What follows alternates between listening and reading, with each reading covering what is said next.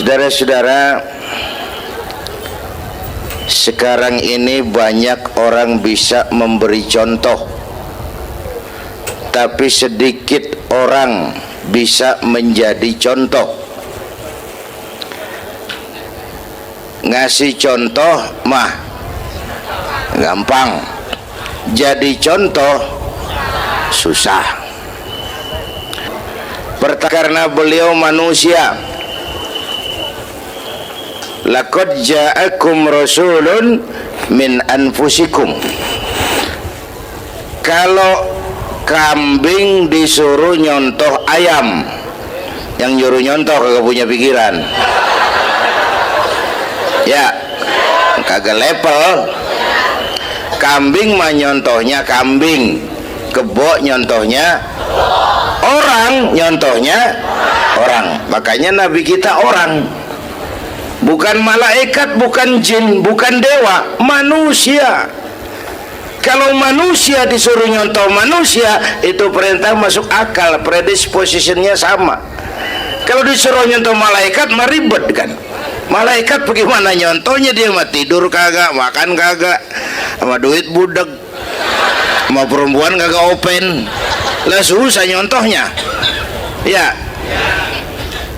Superman tuh biar hebat nggak bisa dicontoh Superman, bagaimana terbangnya, lagian pakai celana dalam di luar, Pak. Nggak bisa dicontoh Superman mah. Nabi kita manusia utuh, cuman sungguh pun manusia, kualitasnya beda. Ini namanya basyarun la kal basyari. Manusia memang, tapi jangan samain, bobot bibitnya beda. Contoh, kita nih manusia, kita tidur. Nabi kita manusia, beliau tidur. Tidur Nabi, tidur mata doang, hatinya nggak pernah tidur. Tuh bedanya sama kita tuh. Tidur kita keblek, asal tidur habis-habisan. Lagi, kita manusia, kita keringetan. Nabi kita manusia, keringetan. Keringet Nabi harum wangi, bau minyak kasturi, zaman belum ada parfum. Keringet kita udah rasain aja masing-masing dah, jangan pakai dikebet udah.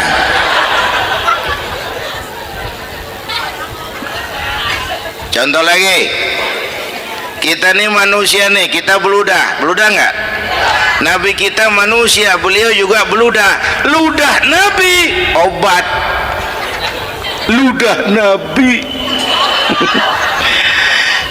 Itu kan waktu mau hijrah kan sama Sayyidina Abu Bakar, sampai di Gua Sur, Sayyidina Abu Bakar bilang, saya turun duluan ke gua ya Rasul. Ngapain? Bersihin gua, takut ada binatang berbisa. Silakan turun. Sayyidina Abu Bakar bersihin gua, bener tuh, tangannya digigit kalajengking, sakit, ngebet, bengkak.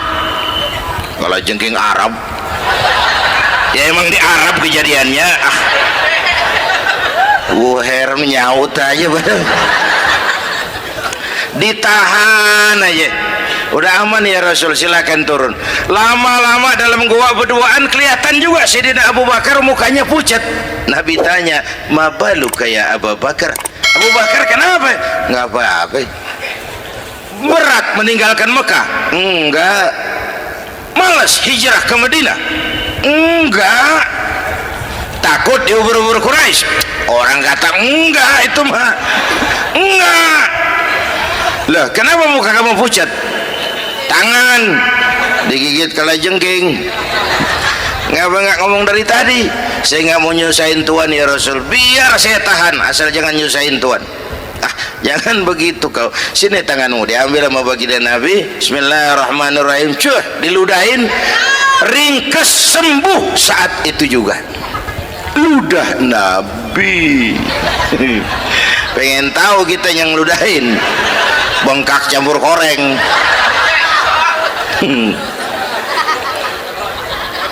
Satu tuh alasannya kenapa Nabi dijadikan contoh, karena manusia. Kalau manusia disuruh nyontoh manusia pasti bisa dong ya. Yang kedua, karena tadi kata Bang Haji Oma, pribadinya itu pribadi yang multidimensi. Menyontoh apa? Pak, saya ini pengusaha Pak. Nabi umur 9 tahun udah ke Syria tuh, dagang lintas negara, Syam tuh. Saya jenderal Pak, Nabi mimpin tentara di medan perang Mas. Saya mau balik Pak, Nabi dakwah Bung. Saya guru Pak, Nabi ngajar Mas. Innama bu'istu mu'alliman, aku diutus sebagai guru, guru umat, guru bangsa. Saya politisi Pak, Nabi diplomat ulung Bung. Saya presiden Pak, Nabi mimpin bangsa dan negara Mas.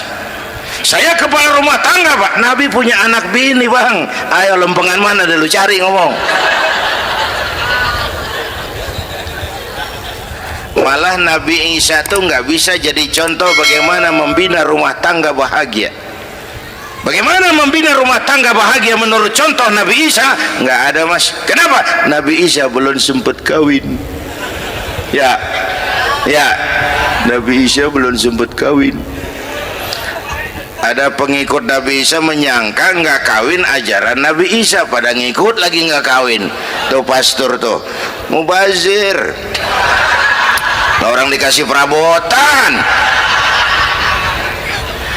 Bang bener, saya kalau dalam Islam kiai kagak boleh kawin, saya pilih berhenti jadi kiai. Kalau kagak ada giro-giroan, botak rambut.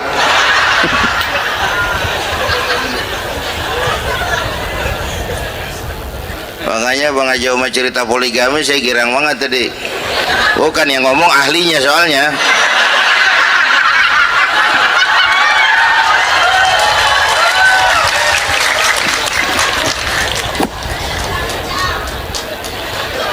Dadah gitu aja deh ya.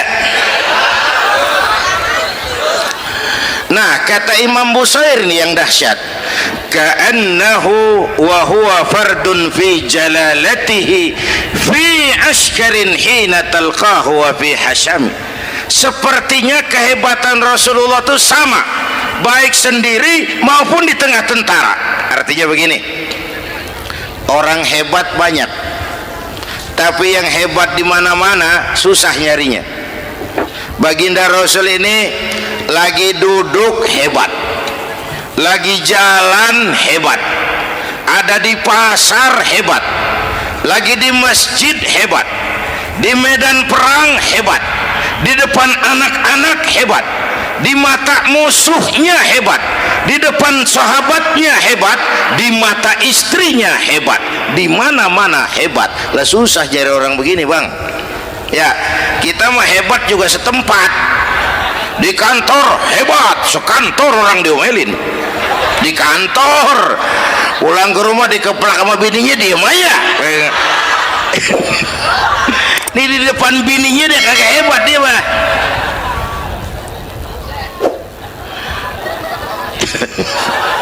Oke, lalu kalau begitu soalnya apa yang mau kita contoh? Saya sampaikan 3 aja.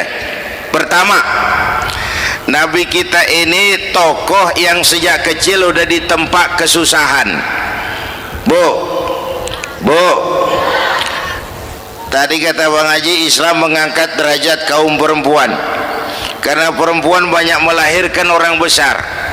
Lihat Sayyidah Aminah, ibunda baginda Nabi, melahirkan anak pertama tanpa didampingi suami.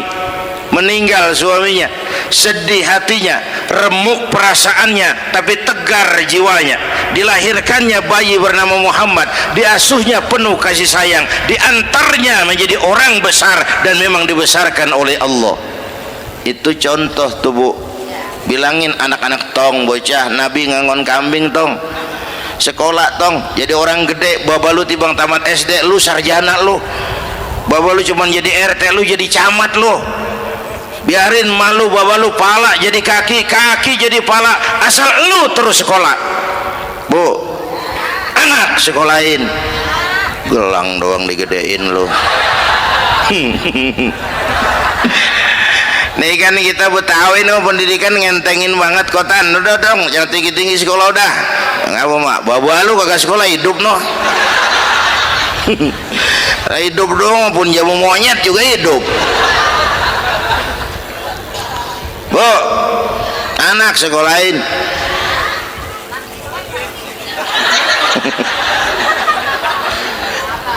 Mahatma Gandhi, oh kecilnya begeng, ceking, cacingan, leatim.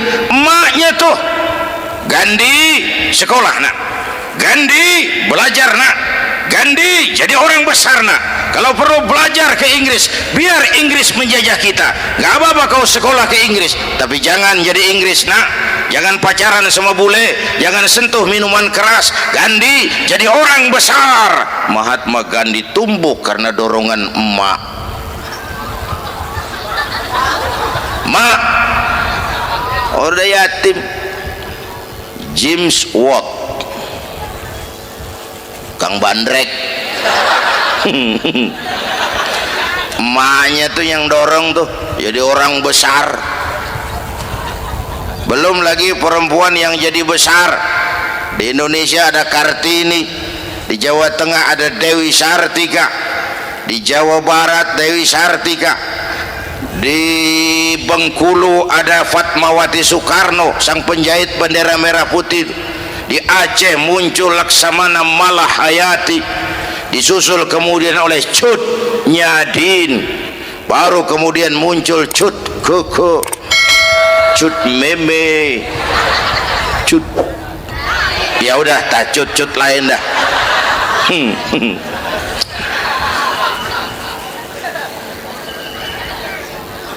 Nabi ke remajanya nggak dikolokin, tegar, tahan bantingan, nggak cengeng. Begini bang, kalau bahasa kita nih, bahasa Betawi nih, orang mah bang kalau udah biasa susah ketemu susah nggak kaget udah. Ya kita Betawi kan mah susah udah nukangin. Susah mulu. Saya santri nih biasa makan kangkung, datang ke rumah temen dikasih kangkung, makanan gue ini mat, dikasih daging ayam lah nambah, emang apa? Orang mah kalau biasa susah enak nggak kagetan.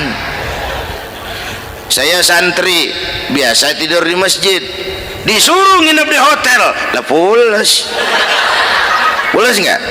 Tapi yang biasa tidur di hotel suruh nginep di masjid encok.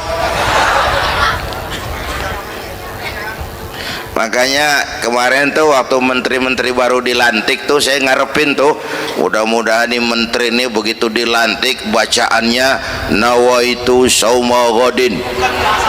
Lu pada niat puasa dulu dah, entaran. Puasa kan bukan kagak boleh, nunda doang, nunda puasa mah.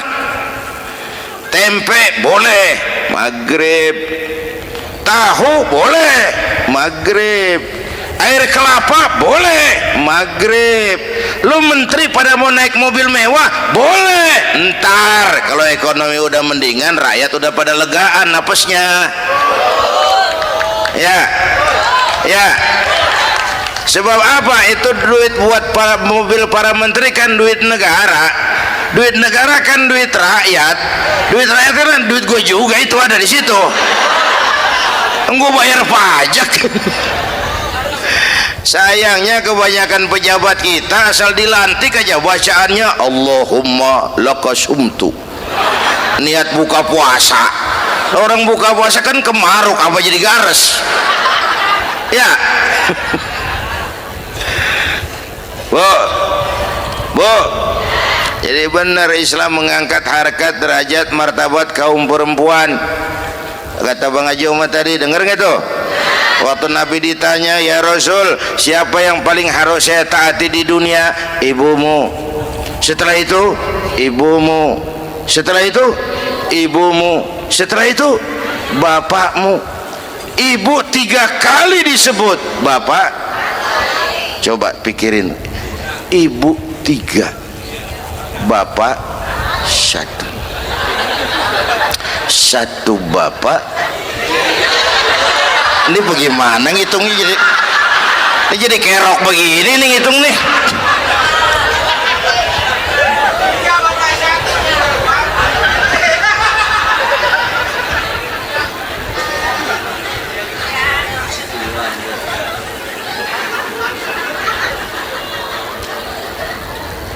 Jangan Jangan takut ngadepin susah. Hidup nih keras, kerja keras, peres keringat, banting tulang. Ya Bu. Satu.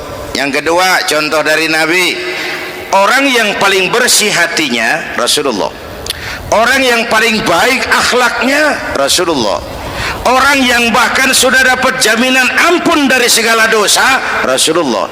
Tapi orang yang kalau sholat malam sampai bengkak kakinya karena rajin sujud Rasulullah.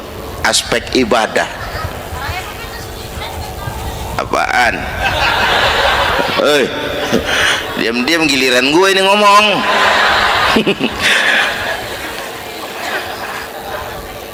Lo ngomong lagi udah gue pulang. Canda neng. Udah gantian ya. Ya. Apaan urusan? Orang yang dosanya udah dapat jaminan ampun, kalau sholat malam bengkak kakinya karena rajin sujud. Saya tahu di sini juga banyak yang kakinya bengkak. Semurat. Oke. Kira-kira 3 minggu yang lalu saya menghadiri haul akbar Syekh Maulana Malik Ibrahim di Gresik, haul ke-609. Dari situ saya ke Surabaya ikut zikir sama keluarga besar Tarbiyatul Qulub. Waktu zikir saya terkejut, ada kalimat yang dibaca ratusan kali menyentak perasaan saya. Kalimatnya sederhana, kita hafal, yaitu kalimat ana Abdullah. Dibaca ratusan kali, ana Abdullah, ana Abdullah, ana Abdullah, ana Abdullah. Buat saya itu menyentak karena memperteguh komitmen saya hamba Allah, saya hamba Allah. Itu mah Pak Zainuddin kan biasa, itu mah kita semua juga hamba Allah. Betul. Ayo kita bikin luar biasa. Saya mau tanya, Bapak Ibu hamba Allah apa bukan? 3 orang. Ibu hamba Allah apa bukan? Hamba Allah. Kata siapa? Nah, kata ibu sendiri. Kalau kata sendiri, pan namanya pan ngaku. Ya, orang ngaku mah boleh dong, tiba ngaku, namanya juga ngaku. Cuman diakuin apa enggak, kita pan belum tahu. Ngaku mah murah, diakuin mahal. Ya, yang gampang dah. Ibu kenal sama Presiden SBY? Kenal. Presiden SBY kenal sama ibu? Lo ngaku, lo ngaku.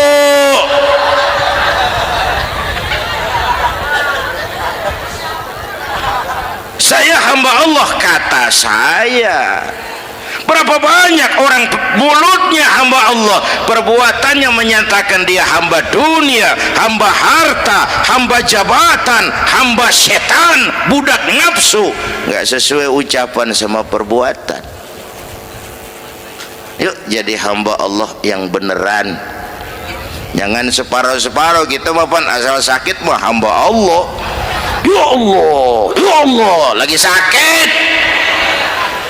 Sehat ya dikit, keder, nyari masjid nggak ketemu.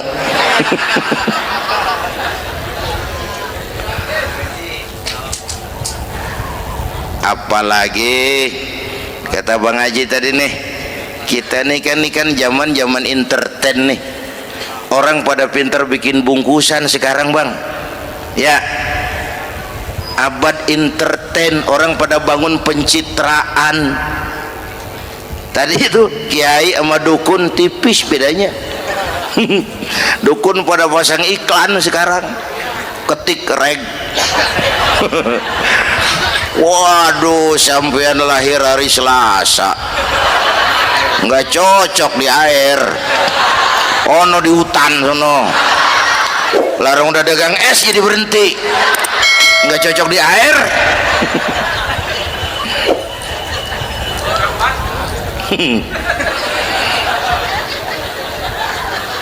Bu, Di zaman ini siapa pakai apa, siapa mau jadi apa, kagak urus nih. Bapak Ibu hadirin yang saya hormati, dan masyarakat kita ini kayak daun kering. Tahu daun kering? Gampang dikumpulin, susah diikat, berisik, gampang dibakar. Tuh daun kering. Penyakitnya kutil, kurang teliti, cepat heran, gampang kagum. Cepat heran, gampang kagum. Dulu ada tuh satu hari tabrakan di jalan kenceng, buah, korban jatuh belepotan darah, dikerubungin orang banyak. Datang wartawan mengambil gambar dari dekat, susah, orang banyak bener ngerubung. Cari akal nih wartawan, tolong saya dikasih jalan ke dekat korban. Orang nengok semua, saudara siapa? Saya bapaknya korban, katanya. Dia ngaku bapaknya korban. Ya orang minggir semua, minggir, ini ada bapaknya korban. Orang minggir semua, dia maju ke depan korban. Sampai di depan korban pucat mukanya tuh wartawan. Kenapa? Yang ketabrak anak monyet, Pak. Dia udah kedongan ngaku bapaknya korban.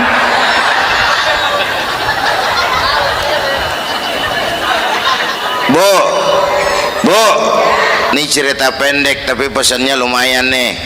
Kalau belum kenal bener mah jangan buru-buru ngakuin, ya. Dia kagak tahu yang ketabrak siapa, main ngakuin aja. Saya bapaknya korban. Lu makan lu jadi bapak monyet, sono lu. Makanya jagain kampung kita nih, jangan kemasukan yang aneh-aneh, ya. Nabi palsu, aliran aneh.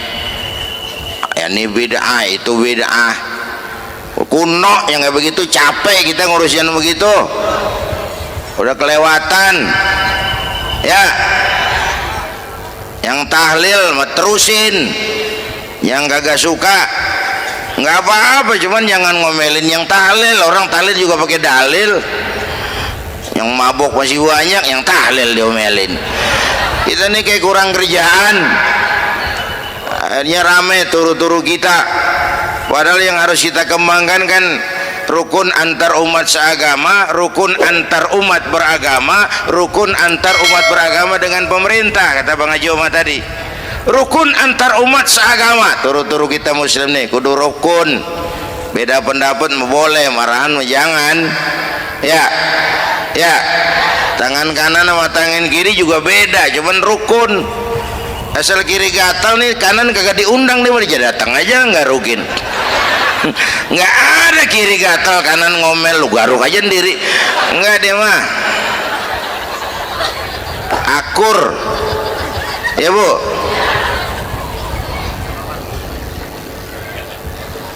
Yang kedua, rukun antar umat beragama. Islam ini rahmatan lil.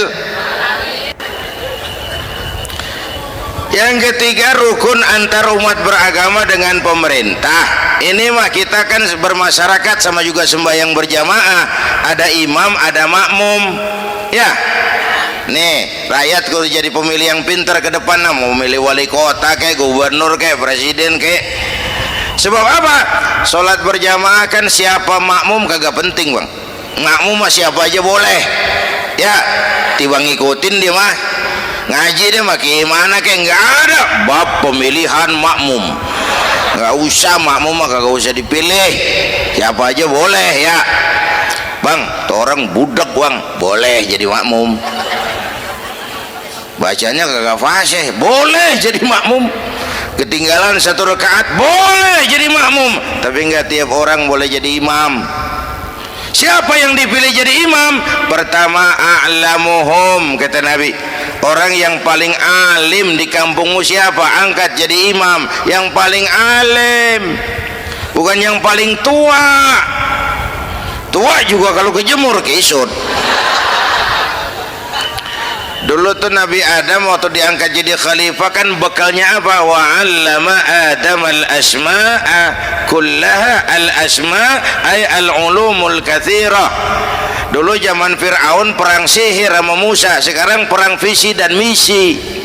Punya ilmu, Bu, ngerti urusan dari tetek sampai bengeknya. Kalau ngikutin imam yang alim pan enak, bisa dipertanggungjawabkan. Hati-hati milih pemimpin, maksudnya bu, jangan terjebak oleh penampilan. Emas pasti kuning, benar? Apa semua yang kuning pasti emas? Udah paham dulu. Ustadz, kenapa? Di kampung saya ada 2 orang alimnya sama. Yang mana yang jadi imam? Afsahuhum, yang lebih fasih lidahnya. Yang satu alim pelok, yang satu alim kagak pelok. Yang kagak pelok suruh jadi imam. Kenapa? Nggak sah orang fasih bermakmum kepada imam pelok. Ustadz, imam pelok, makmum pelok semua. Sah. Namanya kampung pelok, biarin, susah diurusin udah itu. Apa sih artinya fasih? Yang enak deh, nyambung. Pegel kalau punya pemimpin kagak nyambung sama rakyat. Ya, rakyat mau yang ngidul deh ngalor, rakyat mau yang ngulon deh ngetan. Lah kan capek rakyat, kagak nyambung. Makanya kalau jadi imam pesan Nabi, idza amma ahadukumun nas falyukhaffif. Kalau kamu jadi imam, ringankan sholat kamu. Itu makmum nggak sama kekuatannya. Jangan panjang-panjang kalau jadi imam, kudu tahu keadaan makmum. Tuh makmum ada yang udah tua rentak, diri aja udah gemeter. Ada yang punya darah tinggi, kalau sujud kelamaan palanya ngebet. Ada yang udah janji tuh makmum habis sembahyang mau terima duit. Kalau imam kelamaan, kalau saudan makmum, ya nyambung. Jangan udah diangkat jadi imam saenake dewe. Sholat isya berjamaah, rakaat pertama selesai Fatihah Yasin. Makmum ikut mengikut, cuman bari ngancem. Besok gua tawiatin balik lagi udah. Kagak nyambung. Kalau nggak nyambung tuh capek, bu. Jangan tersenyum kepada orang buta, jangan berbisik kepada orang tuli, kagak nyambung. Orang buta diajak senyum, bagus sih maksudnya, cuman kan rada mubazir. Orang kagak paham. Cari pemimpin yang nyambung. Kalau memang masyarakatnya suka tahlil, cari pemimpin yang suka tahlil. Rakyatnya suka maulid, cari pemimpin yang suka maulid supaya nyambung, kagak pegel kita.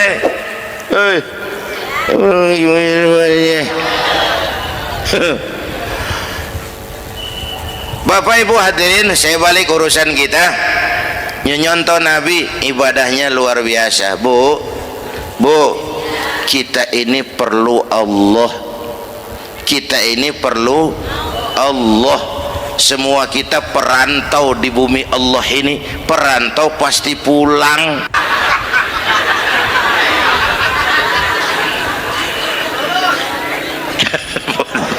Bolot, bodoh kalau ada perantau. Dia sadar dia perantau tapi nggak pernah mikirin pulang. Lebih bodoh lagi mikirin pulang tapi nggak nyiapin bekal. Yang tadi Bang Haji Omar udah bilang tuh, muda mati. Ya, kadang-kadang engkongnya segar banget, cucunya mati. Ya, perantau mah mesti pulang. Sini mah kita ngendon doang, ngendon taran. Mula-mula pan Bang, kita mah tinggalnya jauh di alam arwah. Dari sana pindah ke alam rahim, alam kandungan emak nih. Pernah tinggal di situ 9 bulan tuh. Ada yang 2 tahun, yang keluar udah kumisan, kelamaan ngetemnya itu.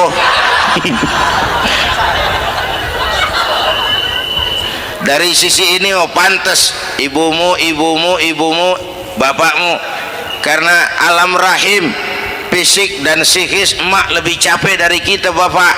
Kita mah orang laki mah, kita mah pan investor gitu mah, nanam modal doang. Yang olah pabrikan emak tuh, ya mak. Pabrik.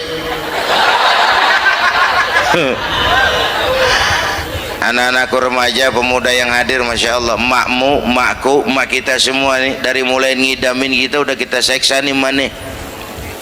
Dari mulai ngidamin kita udah kita seksa emak nih, muntah nggak urus. Mending ada yang dikeluarin mah enak, lega. Ini kagak ada apa-apanya. Bener mak. Yang dipengenin yang kagak musim, lah kan setengah mati lagi urusan. Tengah malam pengen megang pala kereta, lu jorok bener lu, gue heran.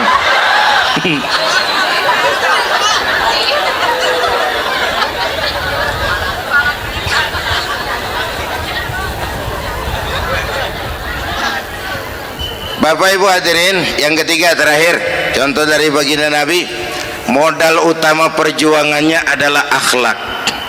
Memperbaiki akhlak, pakai akhlak. Rasulullah ngajak, bukan ngejek. Rasulullah merangkul, bukan mukul. Rasulullah pakai argumen, bukan pakai sentimen. Tujuannya adalah kebenaran, bukan menang-menangan. Prinsip dakwahnya basyiru wala tunaffiru, yassiru wala tu'assiru. Gembirakan orang, jangan ditakut-takutin. Mudahkan urusan orang, jangan dibikin sulit. Di masyarakat memang mendingan rakyat rendah berakhlak tinggi daripada pejabat tinggi berakhlak rendah. Dulu tahun 50-an orang kita kalau pergi haji ke Mekah 6 bulan. 6 bulan tuh orang udah pada lupa aja baru pulang. 6 bulan orang yang ada cuman kapal laut, Mekah Madinah onta, banyak rampok lagi di gurun pasir Baduy itu. Dulu orang tua kita belajar manasik, kalian belajar silat. Sekarang karena kemudahan kemajuan ilmu menciptakan Boeing memotong waktu 5 bulan, orang pergi haji cukup sebulan. Bapak Ibu hadirin yang saya hormati, oleh karena itu menjaga nilai-nilai akhlak itu penting. Kepada siapa kita harus berakhlak? Pertama, kita harus berakhlak kepada Allah. Bagaimana caranya? Jangan menyekutukannya dengan sesuatu pun. Yang kedua, jangan menyembah kecuali hanya kepadanya. Yang kedua, kita harus berakhlak kepada sesama tadi itu. Yang ketiga, kepada lingkungan. Saya dulu masih zaman ada almarhum kakek saya, engkong. Kampung saya banjir, air masuk ke rumah. Saya teriak, "Kong, banjir, Kong." Engkong saya ketawa, "Biarin, bukan salah air." Habis salah lo. Salah kita bagaimana, Kong? Lah lo tempat air lo tempatin. Yang punya tempat datang ya kagak ngerti, ini tempat gua, ini di sini nggak pada lo, lah banjir.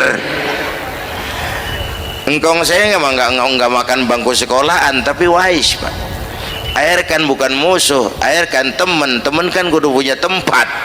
Lalu kagak punya tempat, pantas kemana dengan ayam, banjir. Ya, dulu saya remaja ngaji babul istinja, kiai ngajar makruh buang air kecil di tanah berlubang. Saya tanya, kenapa makruh kiai? Pertama, untuk alasan kesehatan. Siapa tahu di lubang yang kamu kencingi ada gas beracun. Kalau tidak kiai, kalau tidak maka artinya melindungi binatang yang ada di dalam lubang. Siapa tahu di lubang yang kamu kencingin ada semut sedang rapat membahas laporan Susno 2Ji. Apa dosanya lalu mati dikencingin? Ini namanya rahmatan li semut. Saya mau bilang alam sekarang tidak seramah dulu karena kita juga nggak ramah sama alam. Bapak Ibu hadirin yang saya hormati, padahal watak Islam rahmatan lil alamin. Inilah barangkali sekelumit